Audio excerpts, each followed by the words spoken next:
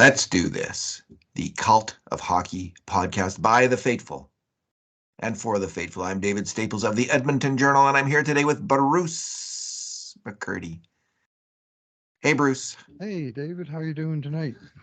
Good, Bruce. It was a tough day in Edmonton, of course. The worst ever day in the history of the Edmonton Police Service. 2 officers murdered, and I was part of the Journal's effort to cover that story. It was just a horrendous and painful day. But life moves on as surprisingly, but it does. Yeah. And there was a hockey game tonight. Yes, and there was. And it was, everyone was having fun and cheering and having a good time. That's how we do it in this world. 18,347 people. Full sellout. Indeed. The Edmonton Oilers, it was a really big victory, I think, actually. To beat the Dallas Stars are a good team. They're a possible, likely opponent in the first round for the Edmonton Oilers. And, the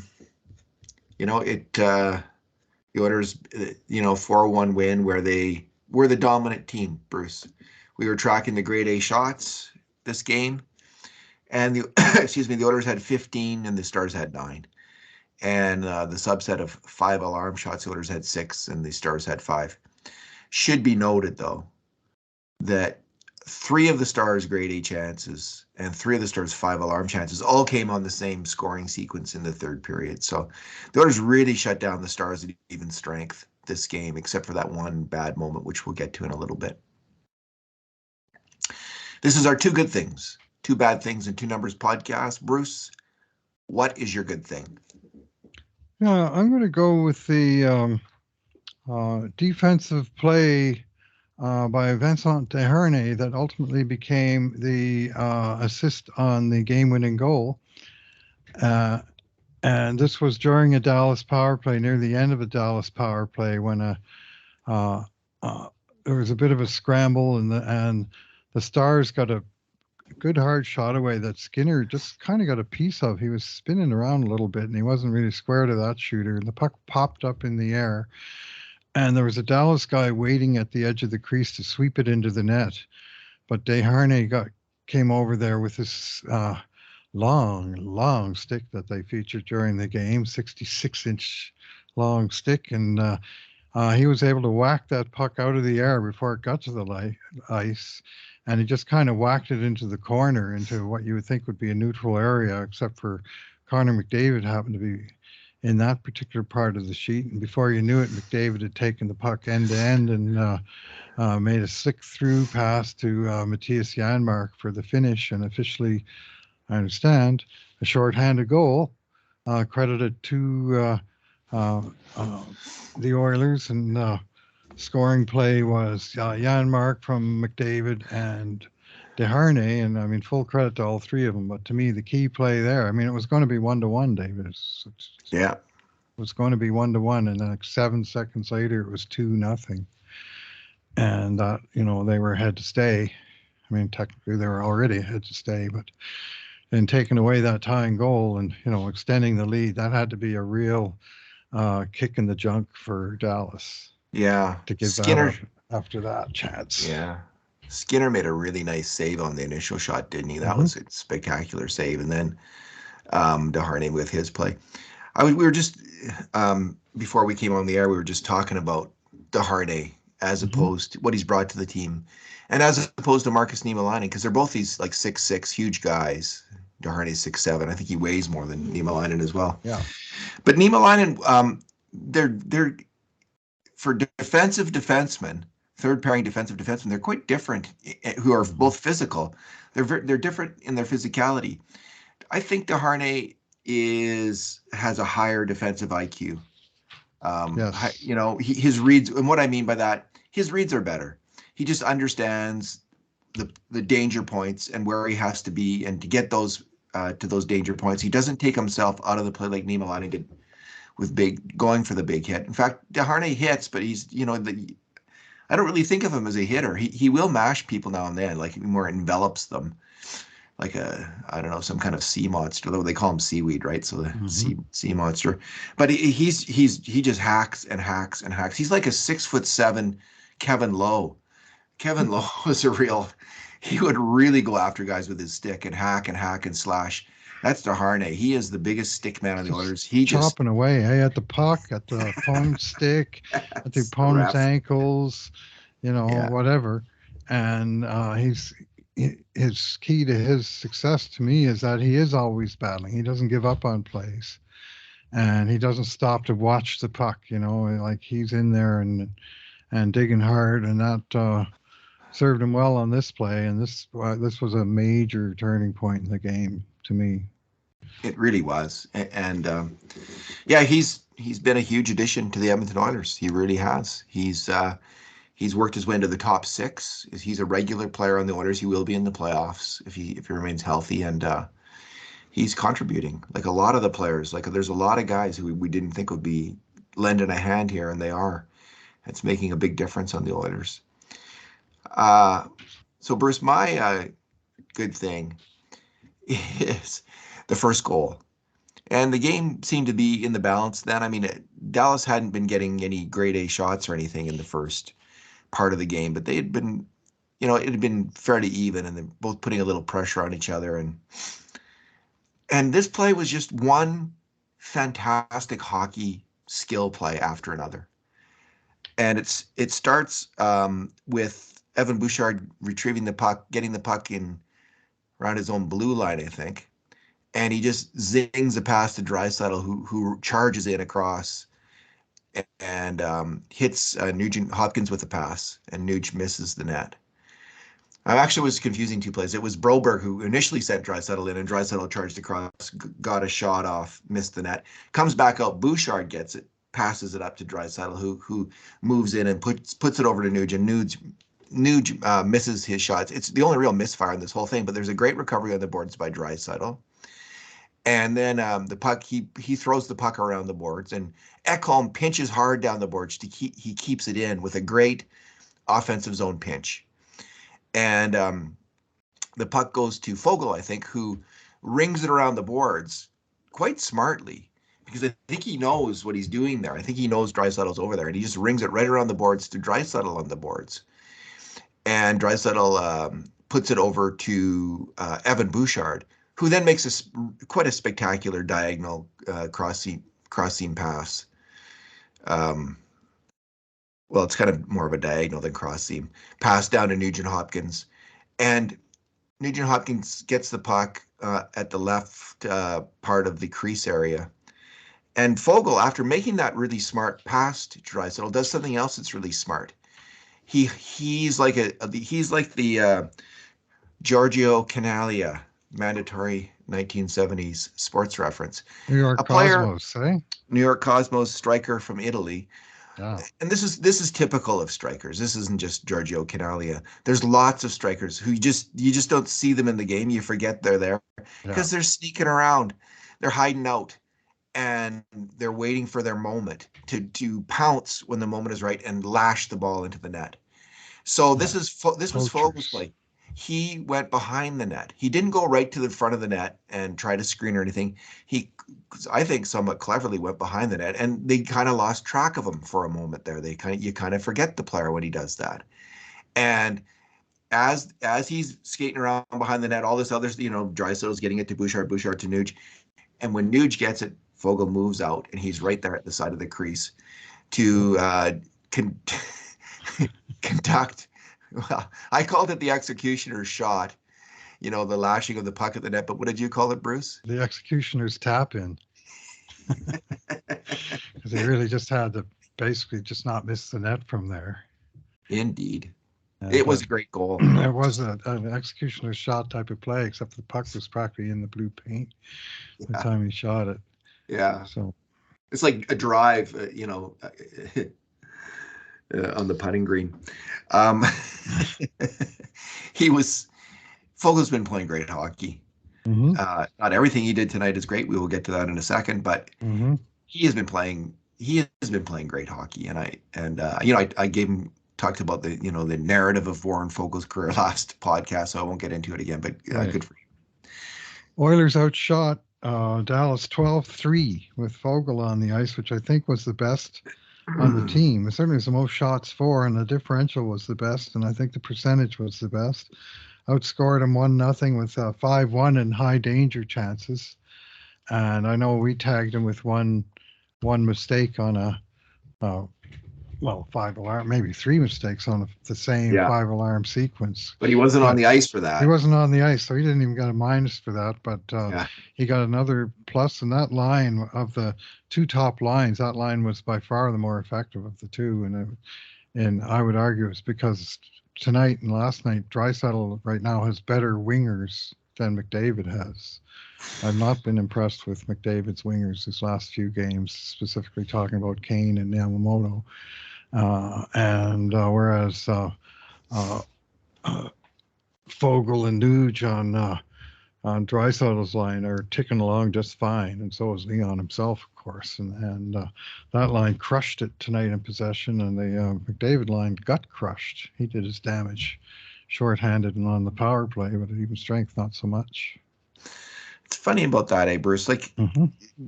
Kane and Yamamoto have both had injuries this year. Yep. Kane, 2 significant injuries, I think, with the wrist Mm-hmm. slash, and then the broken ribs, as I understand it. Right. Yamamoto, who knows? All his injuries, concussion, seems to be the main thing. But I've heard there comes whiplash, a point. actually. But pardon me, I've heard whiplash as opposed to whiplash. concussion, like a All right, neck type yeah. injury. There comes a So point where it gets kind of, even if you're trying to be patient and sympathetic, and all those good things, where it gets kind of old, right? And you just get fed up with the player, even if he is playing hurt. come on, man. Tap that thing into the net. I mean, there's the Yeah, 2 times. So it's just sitting there. And you're yeah. making weak little pokes at it instead of slamming it in like Fogle did. Get your stick on it and fire it into the net. Don't poke it. The whole injury thing and the site, like I'm just reminded, like, suddenly of we haven't talked about this, the Slater Cuckoo Mm-hmm. tweet, where Cuckoo hasn't been playing for almost 2 years, like a year and a half now. Yeah, he walked away early part of last season, really.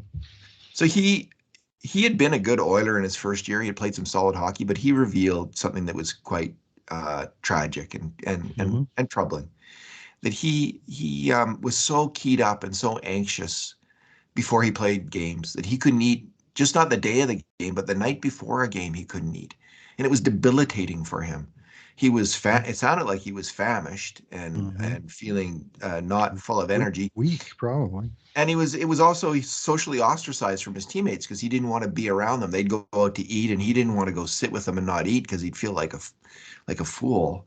Mm-hmm. And so it was just this terrible and crippling anxiety. And many people experience this kind of thing in Mm-hmm. their life.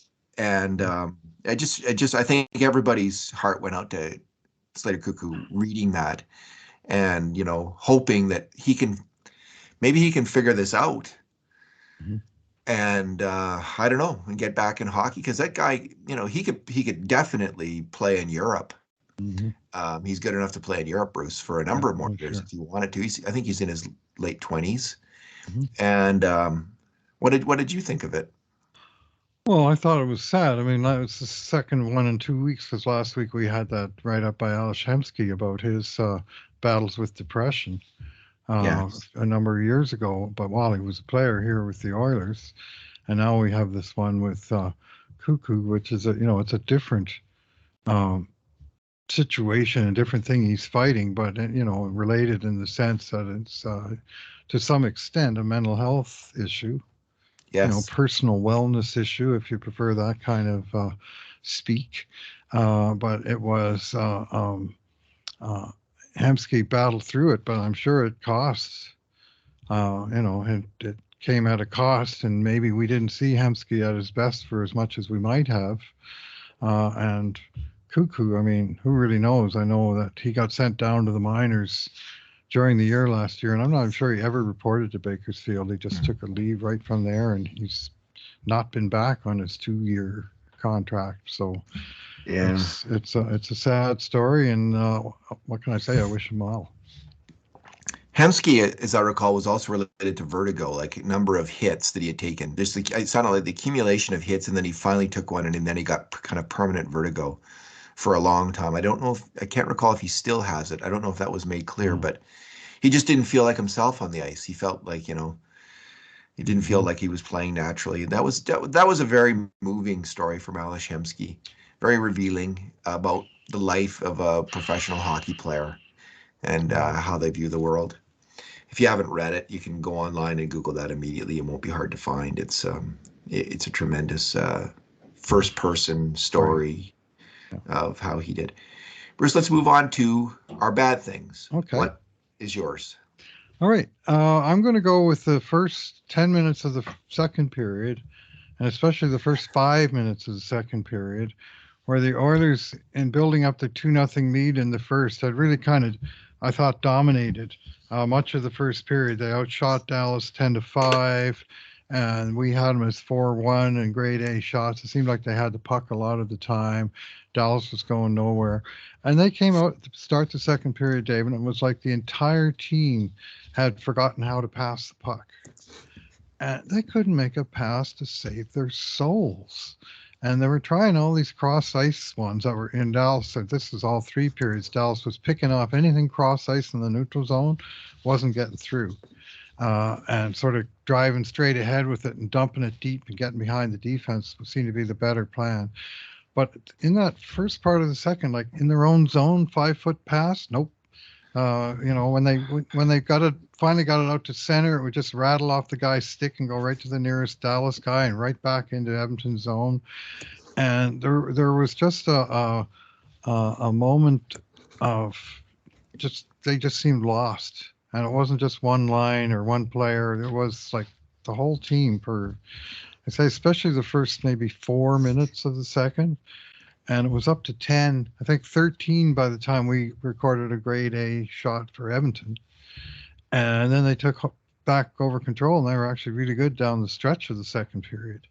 But there was just that little lapse that seemed to be team wide, and they just couldn't hang on to the puck for more than a second without coughing it up or just making a weak play to nowhere, and the Dallas guy would be on it, and it just stressful to watch. And they got through it without much damage. And I mean, Skinner made the little bit go away, and it just was a part where they just weren't very effective, and they had anything but the puck on a string. Yeah, there was some bad. Nurse made one bad one. I remember that came back the other way, and it wasn't just Nurse though. There was they, It's all it of was a them. tight checking game. I will Yes, say it that was it was that. both teams were Hmm. frustrated, and they were Hmm. checking each other, checking each other, checking each other. So there was that going on. And Bruce, the Oilers get up 2-0, and what do you like? I just think every Oilers fan is expecting the other shoe to drop. Okay, when is the comeback coming? When is it coming? How Hmm. quickly will they? It's the question isn't will they give up the lead? It's how quickly will they give up the lead? And that's what I'm expecting every single time. And it didn't really happen. And then we're getting through the third period, Bruce, and it's like 5 minutes into the third period, 9 minutes into the third period, almost 10 minutes into the third period. And it's like they haven't given up that goal yet. And I'm thinking, I'm starting to think Skinner might get a shutout. And then what do we get, Bruce? The most dreaded of all hockeyological phenomenon, the bad line change. And I'm not sure if we agree on this, but I'll just give you my take on it Yep. first. I think there's no goal here without the bad line change, and it's Hmm. particularly from Warren Fogle, Hmm. because the play isn't fast developing, and it eventually comes down Fogle's wing, but the puck's in the neutral zone. Dallas has possession, and he skates over from his wing and changes, and then Leon's kind of caught in the middle. He's going one way, and then he goes Leon Draisaitl, then he goes the next, and he's does a slow line change as well, Yep. and by then Dallas is piling down Fogle's wing with Hmm. two players into the Oilers zone. The first player back passes it. Um, I think it's to the player who eventually scores the goal. and there's an outside shot, which Cody Cece's on that wing. He can't get to it because he's covering two players, and he can't cover both the guy who's made the back pass and then the guy who's going to shoot it. You know who would have normally been there to get on that guy who just got the back pass? Warren Fogle, if he hadn't shifted off the ice. So we get the initial shot, and then all hell breaks loose because Skinner gives up, I think, a bad rebound. Cece doesn't pick up the shooter then on the way to the slot. Darnell Nurse is just spinning this way, that way, and anything, trying to catch up to things. And in the end, Kyler Yamamoto cruises back, and he's there in time to lift someone's stick or take someone out, but he doesn't do anything either as the puck's put into the net. And now it's 2-1, game on. So I just think that was a horrendous, that was a mental mistake goal.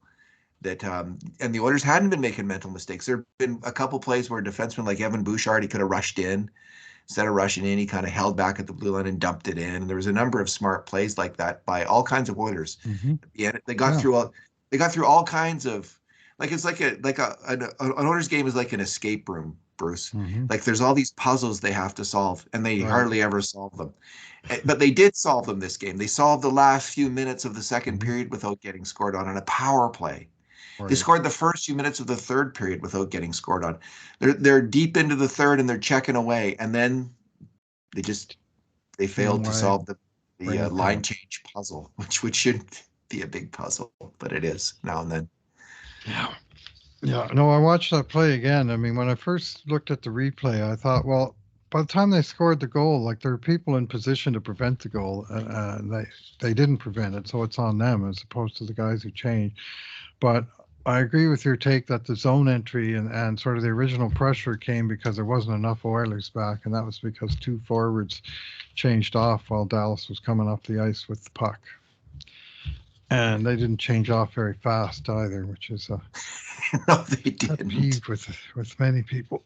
When Leon decides his shift is over, he can be 40 feet from the bench, and rather than skating hard to the bench and then, ringing the, clicking the timestamp as he checks off the ice, that's not his way. And sometimes it bites him. And I'd say that play was one such. He is not the Pete Rose of hockey. He is Hudson. The Reggie Jackson of hockey. Reggie Jackson won some championships. Mr. October. The straw who stirred the drink. He actually was, too. Mandatory 70s sports reference number 2. Couple of them. That's a quote from Reggie Jackson himself.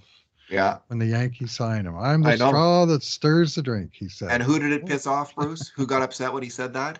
For bonus points? Died in a plane crash.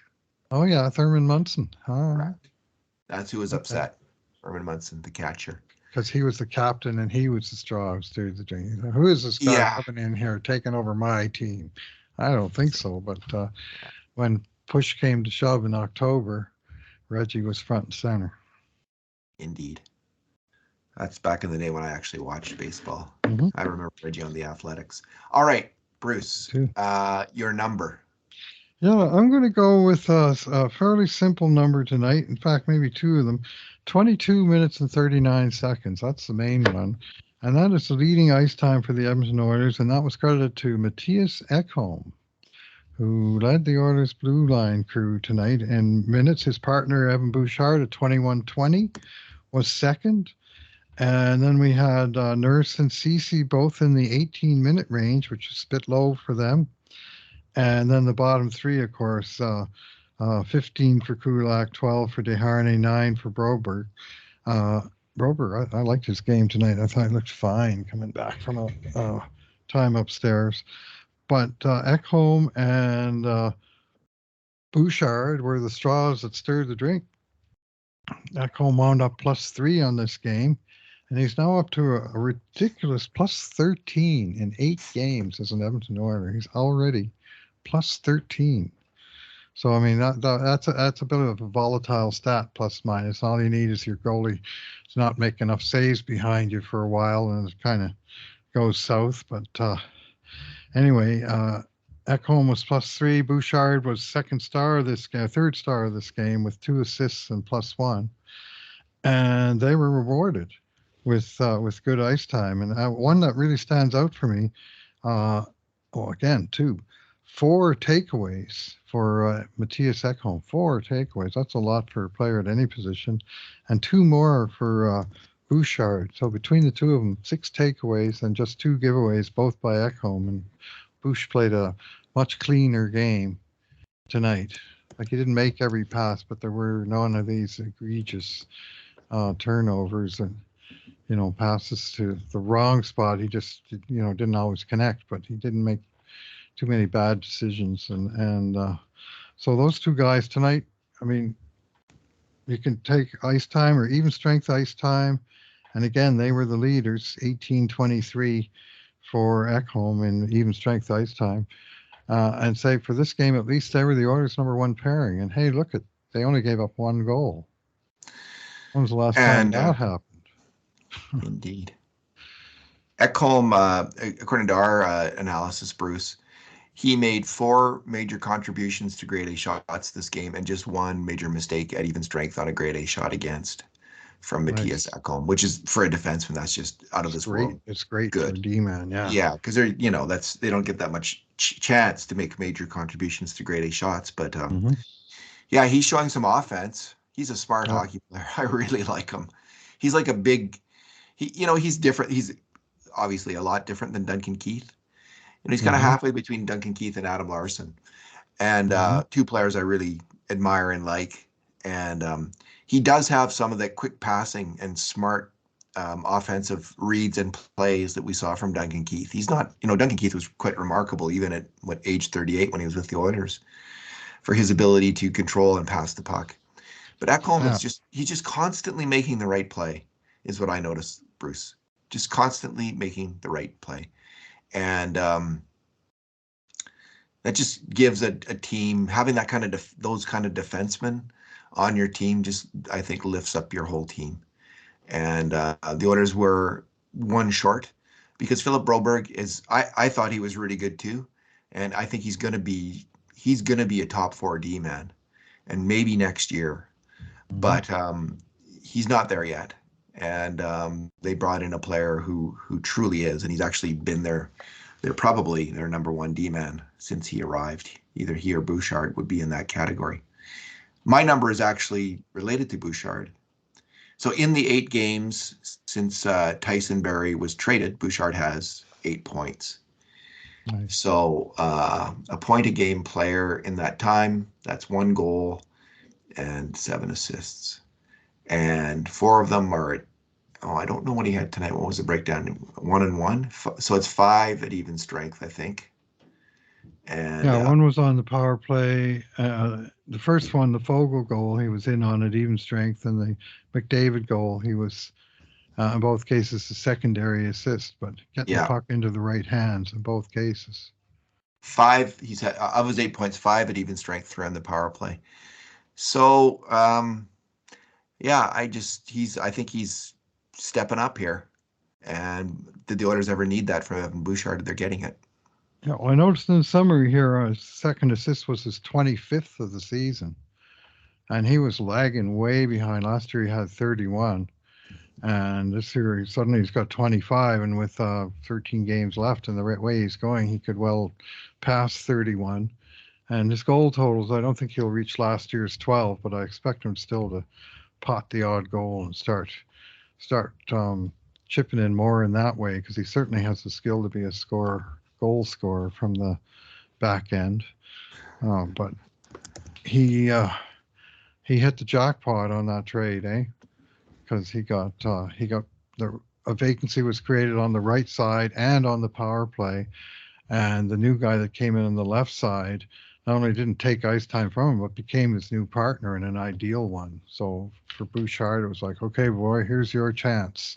We're going to roll all the tumblers falling in place for you, make the most of it. And, with the occasional heart-stopping exception, he's been playing pretty good. Yeah. The odd Yeah. brain cramp, and I don't suppose that's ever going to stop. Paul Coffey, I Oh, saw never stopped. got consecutive seasons of 126, 121, 138 points. And I'm not going to tell you he didn't make any brain cramps in those seasons, because I would be lying if I said that. And I don't like to lie to our listeners. Paul Coffey had brain cramps. Evan Bouchard has them, and he's going to have them. We're going to have to deal with them. In his first season with the Edmonton Oilers, Terry Jones of the Edmonton Sun nicknamed him Paul Cough Up. All right. Yeah. So Evan Bouchard, for regular NHL Demon, is now 42nd overall in even strength scoring. Well, So that's not bad. That's not bad. It's top pairing, in terms of that's point top production. pairing. You're right, Bruce. It would be the top 64. 64. Darnell Nurse, top 30 in even strength scoring. That's normal for him. That is normal for him. He's a hell of a hockey player, and he and Cece, again, like, I just think they get a rough ride because they just night in, night out, they're playing the toughest guys and the biggest guys, the most skilled guys. It's just grinds you down. It's hard. And they, generally speaking, they hold their own. They get their job done. In fact, Darnell Nurse is more than holding his own this season. He's having a good, or really good year, in my opinion. And that's my story, and I'm sticking to it. Again, not everybody likes plus minus, but outscoring the other guys is kind of a good thing to do. And even if there are flaws in stat, Nurse leads the Oilers with plus 20. Plus 20. So for all the rotten things he supposedly does out there, maybe he does some things right once in a while too. I'm gonna die on that hill. Well, we're in agreement, Bruce. Yeah. No, he is I think he's gonna have a real good playoffs too. That's my prediction. All right, Bruce. Let's leave it there. Thanks for talking tonight. All right. Thanks for listening, everyone. And in the meantime, and in between times, this has been another edition of the Cult of Hockey podcast.